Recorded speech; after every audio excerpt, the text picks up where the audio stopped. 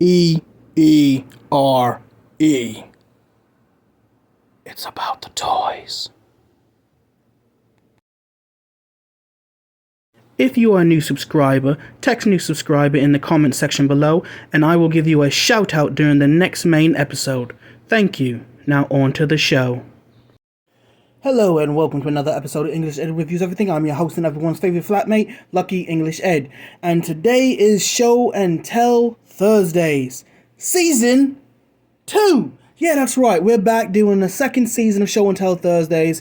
And today on the show, we're doing the Classified Firefly. G.I. Joe Classified Firefly version 2. But before we actually crack this bad boy open and check it out in all its glory, I have a shout out to give to this guy right here, Joe Barrett. I want to thank you so much for hitting that subscribe button. Welcome to our small but ever-growing community, and I hope you continue to watch and I hope you continue to enjoy my content. Thank you very much, and let's get on to this bad boy. So, as you can clearly see, I have the original Cobra Island Firefly, which I like. The only thing I didn't like about this Firefly was the boots, and that was my only gripe, really. I liked everything else about it. I liked the new look that they used to go with this Firefly. It's really nice in my opinion. I like this Firefly. If they never would have given us another Firefly, I would have been okay with just having just this guy right here. But they said, nah, we hear you. You want a more original look to the Firefly that came out in the O-ring line. So we're going to give you that.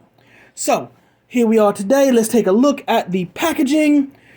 I don't know when the plastic-free packaging is supposed to be coming back. However, I will be happy when it finally does. So we're looking at this nice little artwork here. I really like this. I get splinters. I can't speak for some reason. I get Splinter Cell vibes from looking at this image. It looks freaking dope. Absolutely dope. We have another image of the actual figure inside. All his doodads and gadgets. Number 84 on the line. Let's get a close-up look at that. If you want to check out, use the barcode and whatnot, there it is. Coming in even closer. I don't know what any of that shit does. Looking at the back is more of the same. We have the figure, a couple of images of the Cobra patch on his arm. I don't know, all the same shit really. Other side, this artwork is dope in my opinion. As I mentioned, it gives me Splinter Cell vibes. Yeah, dope as shit. Let's move on to the actual figure. Let's crack this bad boy open, shall we? And now that we have him out of the packaging, this is how he looks. And I've already play tested him, and I'm disappointed with something. Starting off, it's not his legs, it's his ab crunch, as well as his waist swivel. It's just disappointed. I was expecting a very stiff figure, not unlike my Outback. Outback was very stiff. I like that about him, that his joints were as stiff as I like stiff joints, because that means the posability and the posing will hold. This, well, at least it's better than my original Snake Eyes. My original Snake Eyes had loose hips, loose waist, and loose ab crunch, and that was just not good at all. Not good at all.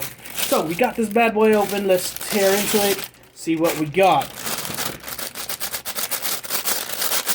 Making sure it's completely empty, and out of here. Now, who was I watching? I forgot who I was watching, and I forgot what figure it was. I honestly don't remember. Shit, who was it? It was someone who came with a boot knife that just recently came out. I can't remember who it was, but they actually got 2 boot knives, and I'm just like, oh man, I'm crazy envy right now. You got 2 extra? You got an extra? Well, anyway, let's take out these accessories. We have here a very, very soft knife. It's very, very flimsy. It kind of looks like one of those knives you've seen on the internet that is made out of railroad spikes. Kind of looks like that. It's not, but it kind of looks like that. Has some jimping on it. I do like that. It is a straight blade. For some reason, lots of survivalists, preppers, and all that jazz, they like straight, simple, straight edge blades. Me, I'm not a fan, but whatever works for them. Here is the... I was about to say clip, but then I know all of y'all would eat me alive. Here's the extended mag for his Is it an MP5? I'm not sure. Here's the extended mag. Let's take a look at this bad boy. It's not an MP5, or at least I don't think it is. It's no MP5 I've ever seen. Let's get that mag in there, see what happens, see what it looks like. That is it. And boom. So we have a submachine gun, or a TMP, is more like a TMP, tactical machine pistol, with a stock. Really nice. Now I'm missing something. Okay, there it is. And here is the suppressor. Okay, this is a little weird, because it has holes on both ends, and the reason it has a hole on both ends is so you can port in the blast effects. So here is the TMP with a suppressor and the inserted mag. We have this little doodad here, and it has a countdown of a 3 on it. Let's see if we can get that to focus. Bingo, that's pretty cool. And if you've noticed, it's been so long since I've done a review, I forgot to do pad C. So we're just going to continue on as if I already said pad C and just keep it pushing. We have here little like mine devices or trigger devices. Not necessarily a mine. Well, yeah, it's a mine. It reminds me of the character from one of my favorite video game franchises, Beltway. He would take these, stick them on cars, and when someone ran past the car, the red light would go off. It would catch the motion. It would motion detect someone running by, and then big boom. That shit was pretty cool. Here you come with 2 of those. We got a small pistol. It's not a 45. It's not a 1911, so I'm liking that because we've been getting lots of 1911s and lots of 45s. Let's see if we can get this to focus.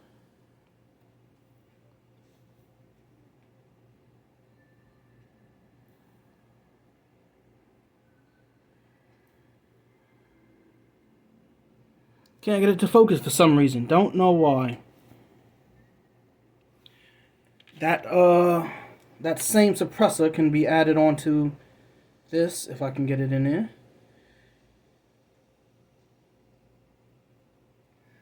That's pretty cool. Still doesn't want to focus on any other figures. Well, it's focusing on the figures, I mean. Then we have his backpack. Now, this shit is excellently sculpted. I do like that the rubber is kind of soft. I like that for this, not the weapon so much. But this, yeah, this makes sense. We have all types of doodads. Let's see if I just pull the camera back, see what happens. Yep, problem solved. Let's take another look at that gun then, shall we? There we go. Kind of looks like a glot. It kind of looks like a glot. I'm not sure. Back to the pack. This bad boy looks pretty damn cool. We got what looks like 3 different types of grenades. We got these 2 ball grenades and then what looks like a frag grenade right there. Then we got pouches up here and pouches underneath. Yep, pouches up here and pouches underneath. That's dope as fuck. Everything is mostly one colored, but it's different pieces in here. I see some grays, some black, so we got some red, some white. This is a keypad of some sort. Not sure what it does. We have a red monitor. I don't have no idea what modern. I guess it would monitor his heart rate. Pretty cool. And the coup de grace. What's making me think Splinter Cell as well as Siphon Filter. That was a great game back in the day for the PlayStation 1. Siphon Filter was really dope. This looks really, really cool. It looks better than the original, because when you take the original and you compare them, like so, you'll notice that there's extra ball there and an extra ball there, which I guess would signify it's supposed to be the fourth eyes. It's not painted. I think that was supposed to be painted, and it was just an oversight. This one, however, it just screams Splinter Cell. Far superior. In fact, I'm just going to throw this on him right now. God damn, he looks like Sam Fisher. I think I might buy another one just so I could do a bit of customization and call it Sam Fisher. So, let's take a look at the coup de grace.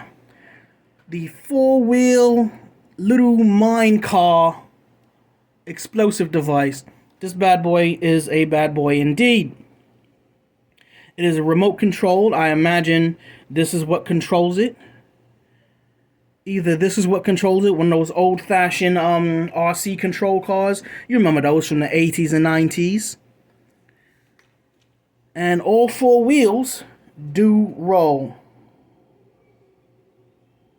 It's hard to see on camera, but they are... Oh, okay, there we go. All four wheels do roll. Yep. That's dope as hell. I like that. So, now let's take a look at the figure himself. Let's back everything up just a touch. Now, he is just brimming with everything. He has, I don't know what this is, more explosive charges strapped to his thigh. He has a drop-down holster for his pistol. Pouches on the... Oh, man, the detailing is just so nice. It really is. Drop-down holster. We have pouches on his waist. Pouches or some sort of devices. Just everywhere. It's dope as shit. Like, it's just so much detail in it. Just get a close and look for yourselves, people. It really does. His articulation is standard for males. Let's just pop this off real quick. Take a look underneath the hood. Yeah. We have a dumbbell joint at the head and a ball socket at the neck. All other articulation is standard for male classified figures. Pop that back on. And, well, let's load them out, shall we? So we're just going to take this, angle it this way. Never mind the longboard and the Freddy movies. I'm a Freddy fan, and yes, my fat ass can ride a longboard, believe it or not. I do get out there and I do some heavy carves. So, let's put the figure down for a moment. And load up all his trinkets. Okay, cool. I'm just not noticing that it's not a straight up simple peg. It's kind of hard to see. Don't know if you can see it on camera, but it's a mushroom peg. That'll make it a lot easier to hold these on. Let's push these on real quick. Yeah, that's awesome. Let's throw that there. Can it? No, it can't. The pistol can go right in here. This will go... There's only one place it can go, and that's on the weapon itself. Boom shakalaka. Wait, where's the knife? Did I lose the knife? How did I lose the knife? The knife has a... goes into the sheath, which is on the arm. That's dope. I like that. That's very innovative. Just like with the, damn, I can't remember the names of them. The Alley Viper. Let's toss this on. Full Sam Fisher mode. Get the backpack. I like that. That it's not like a hole through the webbing. I like that a lot. Hopefully, I can get that on camera. It's not like a hole through it, like with most others. That's pretty decent. And there's nowhere to store the device, the detonator device. There's nowhere to store that, so we'll just stick that in his hand for the time being. And the little RC, the Spy RC, we just toss that on there like that, and we have him in full gear. He's a little back heavy. Let's lead him forward a little bit. There we go. Let's top him off. Let's get his goggles on. And you gotta admit, it is an upgrade, people. It is an upgrade to version 1 Cobra Island Firefly. He is very back heavy. Get my hand out of that shot. The new Firefly with his backpack on is very back heavy, considering that the version 1 has an entire tack vest, explosive tack vest. His backpack with explosive on it. Let's put his gun on and see how. What the hell was that? Thank God I saw where it landed, because if I didn't see where it lands, it would probably be lost forever. So we're gonna load this up and just see if the weight distribution is the same when you load on everything. Let's turn that there. Let's plug that in. It would appear that this one is just not very good at standing.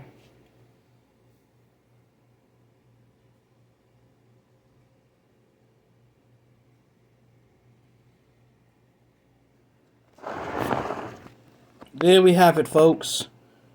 Firefly. G.I. Joe Classified Firefly version 1 Cobra Island and version 2 standard release, I suppose. These guys look awesome together.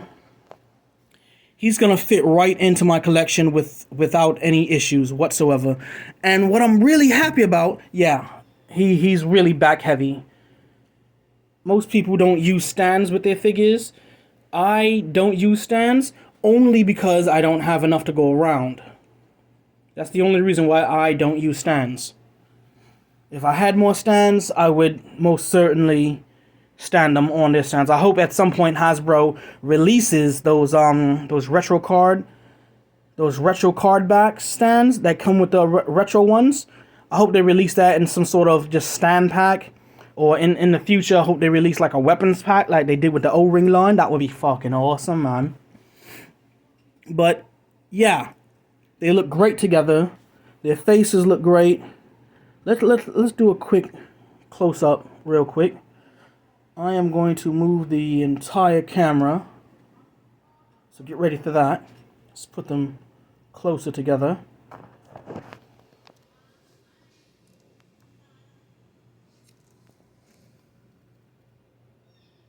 Version 1, version 2. Personally, I like version 1's face better. It just has more character to it. While he just looks very toy-like. When I look at version 2, I go, yeah, that's definitely a toy and not a high-end action figure. While when I look at his face, I go, high-end action figure. But ultimately, as I stated, I prefer the version 1. So, in any event, people, that's the end of this review. I hope you enjoyed it. As I stated, articulation is the same, is exactly the same. Well, minus the ball joint in the neck. And in any event, remember, toys are art. Thanks for watching.